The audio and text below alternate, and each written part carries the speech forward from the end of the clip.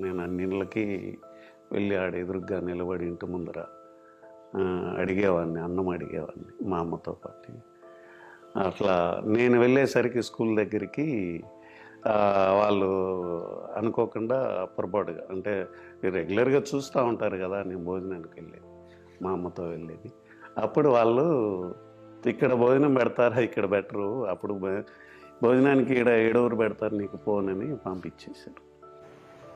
ఆంధ్రప్రదేశ్లోని అనంతపురంలో ఏఎస్పీగా పనిచేస్తున్నారు అమిటి హనుమంతు. భిక్షాటన చేసి చదువుకుని ఈ స్థాయికి వచ్చానని పిల్లలకు చెబుతున్న ఆయన వీడియో వైరల్ అయింది. చిన్నప్పుడు తిండి కోసం, చదువు కోసం ఎంత కష్టపడ్డారో వివరించారు హనుమంతు. కూలి పని ఉంటేనే జరుగుతుందండి భోజనానికి. కూలి పని లేదంటే మాకు ఇంకా భోజనానికి కష్టమైపోతుంది. మా అమ్మగారు చుట్టుపక్కల గ్రామాలకు వెళ్ళి తెచ్చేవాళ్ళు. పండగలప్పుడు, పెళ్ళిళ్ళప్పుడు ఒక 10 మంది కలిసి, అందరూ కలిసి మా యొక్క పక్క గ్రామంలో కిరణ్ కుమార్ రెడ్డి వాళ్ళ ఊరు, ఎక్స్ సీఎం, వాళ్ళ కుటుంబ సభ్యులంతా అక్కడే ఉంటారు. వాళ్ళు పండగ రోజుల్లో, పెళ్ళిళ్ళు, ఏదైనా జాతర ఇట్లాంటివన్నిటికీ అది మా ఆచారం. అట్లా పోయి వాళ్ళ ఇండ్ల ముందర లైన్గా మేము ఒక 10 మంది కూర్చుంటే వాళ్ళు వచ్చిన వాళ్ళకందరికీ ప్లేట్లో భోజనం పెట్టేవాళ్ళు. చదువు మీద హనుమంతుకున్న ఇష్టాన్ని గమనించిన తల్లి కృష్ణమ్మ ఆయన్ను బడికి పంపించారు. మేము గ్రామానికి వెళ్ళాం, భోజనం అడుక్కున్న భోజనం అది తీసుకొని వచ్చి రిటర్న్లో ఒక చెట్టు కింద కూర్చొని భోంచేస్తున్నాను ఇద్దరం కలిసి.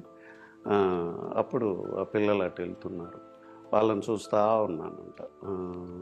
నువ్వు కూడా వెళ్ళి చదువుకుంటావా అని, అంటే భోజనం తింటా వాళ్ళనే చూశాను. అప్పుడు దాంట్లో ఉన్న ఇంట్రెస్ట్ మా అమ్మగారు కనిపెట్టారు.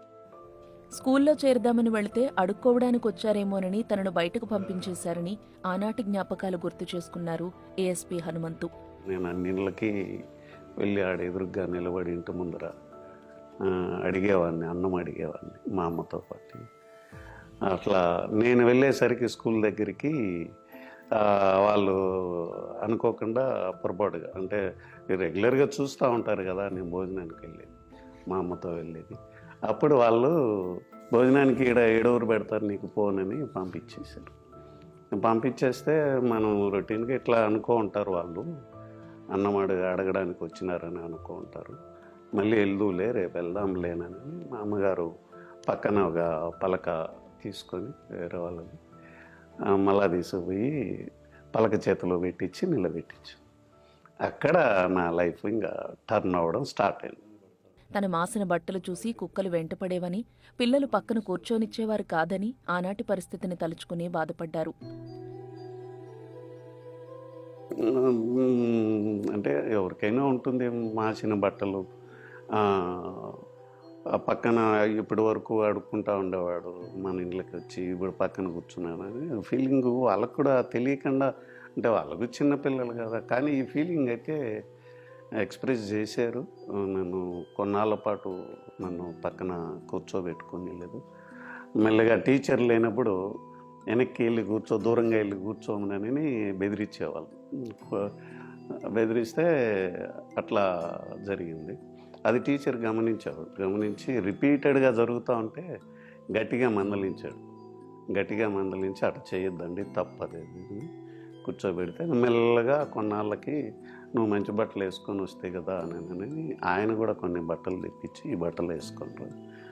అప్పుడు ఇట్లా ఉంది అని చెప్పినని మా అమ్మగారు కూడా వేరే చోట బట్టలు తీసుకొని వచ్చి అప్పుడు వాళ్ళు బట్టలు కూడా అడుక్కొని వచ్చి తెచ్చుకున్నట్టు అలా స్టార్ట్ అయింది మా విషయం. అన్నమయ్య జిల్లా కలికిరి మండలం తెళ్లగుట్టపల్లి అమిటి హనుమంతు సొంతూరు. తండ్రి రామయ్య, తల్లి కృష్ణమ్మ. వారి 4 సంతానంలో హనుమంతొకరు. ఒక వయసొచ్చాక భిక్షాటన చేయడం అవమానంగా అనిపించి పనులు చేయడం నేర్చుకున్నానని హనుమంతు చెప్పారు. కొంచెం వయసు పెరిగినాక బేకింగ్ అనేది కొంచెం ఇన్సల్ట్గా అనిపించింది. ఇంకా కష్టపడి పని చేద్దామని చెప్పి పని చేయమని అనేసి పనిని నేర్చుకోండి అని మా నాన్నగారు పని నేర్పించారు. కూలికి వెళ్తే మేము చిన్నపిల్లలం కదా, మాకు కూలి ఇవ్వరు, పెద్దవాళ్ళకే కూలి ఇస్తారు, చిన్నపిల్లలకు కూలి ఇవ్వరని ఆయన ఒక వర్క్ని కాంట్రాక్ట్ చేసి తీసుకొని వస్తారు. ఈయనే కాంట్రాక్టర్ కాబట్టి, అంటే వరి కొయ్యడం, వేరుశనక్కాయ పంటలు ఇవ్వడం, చెట్లు ఆకు కొట్టడం, మడి తొక్కిచ్చడము, బురద మన్ను ట్రాక్టర్లతో తొక్కిస్తారు కదా, అట్లా ఆ ఆకును కొట్టించి అదంతా వేసి తొక్కాల.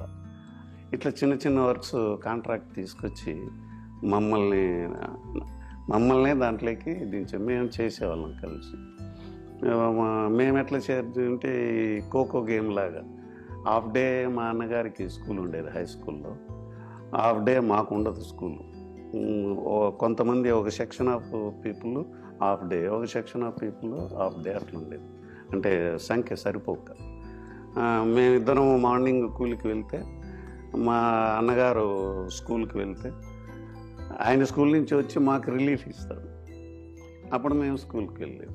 చిన్నప్పుడు ఒక చేయితో తలపై ఉన్న కట్టెల మోపు, మరో చేయితో పుస్తకాలు పట్టుకుని వీధుల్లో నడిచెళ్లిన విషయాన్ని ఆయన గుర్తు చేసుకున్నారు. అర్లీ మార్నింగ్ 3 o'clock లేచి అడవికి వెళ్ళి కట్టెలు తీసుకొచ్చి ఇంటి దగ్గర మళ్ళీ అంత భోజనం తినేసి ఆ కట్టెలు తీసుకుపోయి ఒక చేతిలో పుస్తకాలు, ఒక చేతిలో తలపైన కట్టెలు పెట్టుకొని పుస్తకాలు పెట్టి చేతిలో పట్టుకొని కట్టెలు అమ్ముతుంటే గ్రామస్తులు చూసి ఆశ్చర్యపోయేవాళ్ళు ఆ రోజుల్లోనే. వాడికి చూడు చదువు అంటే అంత ఇష్టము అని. కొంతమంది ప్రేమ కలిగిన వాళ్ళు, వాడు చూడు కుర్రాడు చేతిలో పుస్తకాలు, నేను గట్లు స్కూల్కి వెళ్తున్నానని 10 రూపాయలు అంటే 10 రూపాయలు ఇచ్చేస్తారు మాట్లాడకుండా. అట్లా నెలలో కనీసం 300-400 రూపాయలు ఆ రోజుల్లో చాలా పెద్ద అమౌంట్. ఏ రోజైతే నేను స్కూల్కి వెళ్ళనో పని కోసము, ఏదైనా పెళ్ళి మంచి ఫంక్షన్ అనుకోండి, ఆ రోజు స్కూల్కి వెళ్ళను, ఫంక్షన్కి వెళ్ళిపోయి ఆ రోజంతా ఆడ పని చేసి తీసుకుంటాం. స్కూల్లో ఏం జరిగింది, లెసన్స్ ఏం జరిగినాయనని ఇంటికి రాగానే మా ఊరు వాళ్ళు ఎవరో ఒకరు ఉంటారు కదా, వాళ్ళని వెళ్ళి అడుగుతాను నేను, ఈరోజు ఏం జరిగింది లెసన్. ఆ పెండింగ్ వర్క్ ఆ మరుసటి రోజు కంప్లీట్ చేస్తాను. టీచర్స్ కూడా ఫస్ట్లో తెలీదు. ఒక టీచరు నేను కట్టెలు అమ్ముతున్నానని తెలిసి ఆయన చెల్లించిపోయాడు. అట్లనే ఆ కళ్ళల్లో నీళ్ళు పెట్టుకున్నాడు కూడా.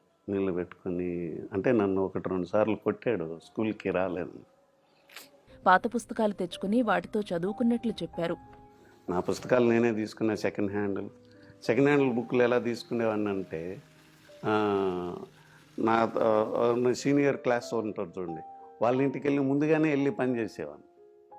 అంటే అప్పుడు 5-6 ఏళ్ళ వరకు బుక్స్ మారేటివి కాదు. ఇప్పట్లాగా మెటీరియల్ కాలేజీకి ఒక రకమైన మెటీరియల్ ఉండేది కదా, ఒకటే మెటీరియల్. అప్పుడు 8th క్లాస్ వాళ్ళు అనుకోండి, నేను 7th క్లాస్ అయితే వాళ్ళ ఇంటికి వెళ్ళి పని చేసేవాడిని. పని చేసి మాకు ఆ బుక్స్ కావాలని నేను పెట్టుకునేవాడిని. చిన్నప్పుడు కర్మకాండలకు వెళ్లి సమాధులు తవ్వేవాడినని చెప్పారు ఏఎస్పీ హనుమంతు. ఎక్కువ భోజనం పెడతారని, పెళ్లిళ్లలో పనిచేశానని అన్నారు. నేను కూడా హాస్టల్లో ఉంటే ఈ డబ్బులు చాలా కుటుంబానికి చాలా అవసరం అనేది నాకు.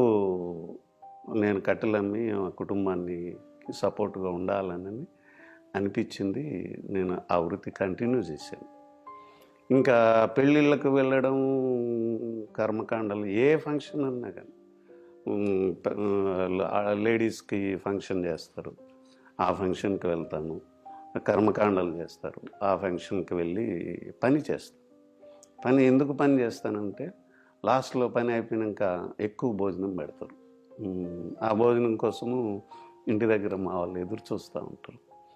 నాకు అలవాటు అయిపోయింది. మా అన్న వెళ్ళలేడు, ఆయనకు సిగ్గు.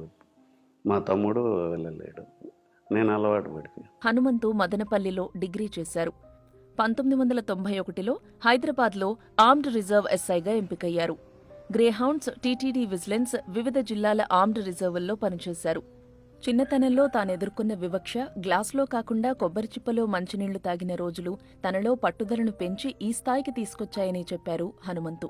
నేను చెట్లు, వరి వేరుచెనక్కాయ పంటల్ని 1 ఎకరాన్ని కాంట్రాక్ట్ తీసుకున్నా. నేను ఒక్కనే ఆ చెట్లు విడిపించేయాలి, లాగేసి అన్నీ కుప్పేసుకుంటూ పోవాలి. ఆ కాంట్రాక్ట్ చేస్తుంటే మధ్యలో దాహం వేసి ఎవరైతే నాకు ఆ పని ఇచ్చారో ఆమెను నీళ్ళు అడిగాను. నీళ్ళు అడిగితే ఆమె ఇంటి చుట్టూ తిరుగుతుంది. ఎందుకమ్మా నీళ్ళు అడిగితే ఇంటి చుట్టూ తిరుగుతున్నావు, నాకు నీళ్ళు ఇవ్వనంటే, అదేనన్నా చెప్ప ఎత్తుకుతున్నా, చెప్ప దొరకలేదని. ఏమి ఇంట్లో గ్లాసులు లేవమ్మా నన్న, నీ గ్లాస్ ఇవ్వకూడదు కదా నీకు, అందుకని చెప్ప చూస్తున్నాను. ఆ చెప్ప ఇచ్చి ఆ చెప్పలో నీళ్ళు పోసింది. ఆ చెప్పతో తాగేటప్పుడు నేను బాధపడింది ఏదైనా ఉంటే ఆ రోజే. అంత కష్టం చేస్తాము వాళ్ళ దగ్గర, అంతేలేనా అంటే అప్పుడు కొంచెం బుద్ధి వచ్చిన వయసు కదా, పెద్దవాడిని అయ్యాను నేను. అది నాకు తెలిసి అది ఇంటర్మీడియట్లో అది జరిగిండేది. పోలీస్ ఉద్యోగం కోసం కూడా ఎంతో కష్టపడ్డానని ఆయన అన్నారు. నేను హైదరాబాద్కి ఉద్యోగానికి వెళ్ళింది కూడా అండి, అది చాలా గొప్ప ఇది. బస్టాండ్లో ఉన్నానండి, నాకు హైదరాబాద్ తెలీదు. బస్టాండ్లోనే పడుకున్నా, బస్టాండ్లోనే ఉన్నా. బస్టాండ్లో బెంచ్ మీద పడుకొని సెలక్షన్స్కి వెళ్ళాను.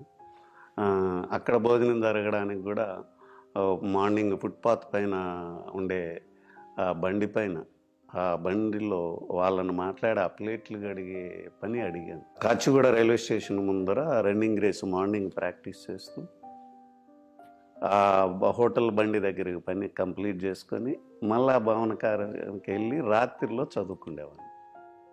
హనుమంతు ఇద్దరు సోదరులు ప్రభుత్వ ఉద్యోగాలు సంపాదించారు. ఆయన తల్లి ప్రస్తుతం వృద్ధాప్యంలో ఉన్నారు. తండ్రి మరణించారు. పోలీస్ అయ్యాక తన సొంత ప్రాంతంలో విధులు నిర్వహించిన రోజులను ఆయన గుర్తు చేసుకున్నారు. నేను కిరణ్ కుమార్ రెడ్డి గారు సీఎం అయ్యి ఫస్ట్ విజిట్ నగిరిపల్లికి వస్తున్నప్పుడు సీఎంకి కాన్వాయ్ పెడతారు. ఆ కాన్వాయ్లో ఎస్కాట్ ఆఫీసర్ డిఎస్పీ ర్యాంక్ పెడతారు. నేను డిఎస్పీ తిరుపతి, నన్ను ఎస్కాట్ ఆఫీసర్గా పెట్టారు. అంటే వాళ్ళ ఇంట్లో నేను పనివాడిని, వాళ్ళ ఇంటికి నేను వాచ్మ్యాన్ని. ఒకప్పుడు వాచ్మ్యాను, ఇప్పుడు ఆయనకి సెక్యూరిటీ ఆఫీసర్గా వస్తున్నాడని ఆయనది ఫస్ట్ విజిట్కి నేనే సెక్యూరిటీ ఆఫీసర్గా వెళ్ళడం గ్రామంలో ఒక పెద్ద టాపిక్ అయిపోయింది. అదే న్యూస్ వేశారు పేపర్లో, ఆయన ఇంట్లో ఉన్న వాచ్మ్యానే ఆయనకి సెక్యూరిటీ ఆఫీసర్గా వచ్చాడని. అది చాలా థ్రిల్లింగ్ అనిపించింది. ఇంకా అప్పుడు నేను అక్కడ సెక్యూరిటీ ఆఫీసర్గా ఉంటే బయట విలేజ్ వాళ్ళందరూ నాకు తెలిసిన వాళ్ళు కదా, వాళ్ళు పొరపాటుగా రే హనుమంతు నన్ను లోపలికి తీసుకో, రే హనుమంతు నన్ను లోపలికి తీసుకొని చాలా కొంచెం ఇటీగా అనిపించేది. తన కథ విని కొందరు విద్యార్థులైనా స్ఫూర్తి పొందితే చాలు అంటున్నారు హనుమంతు.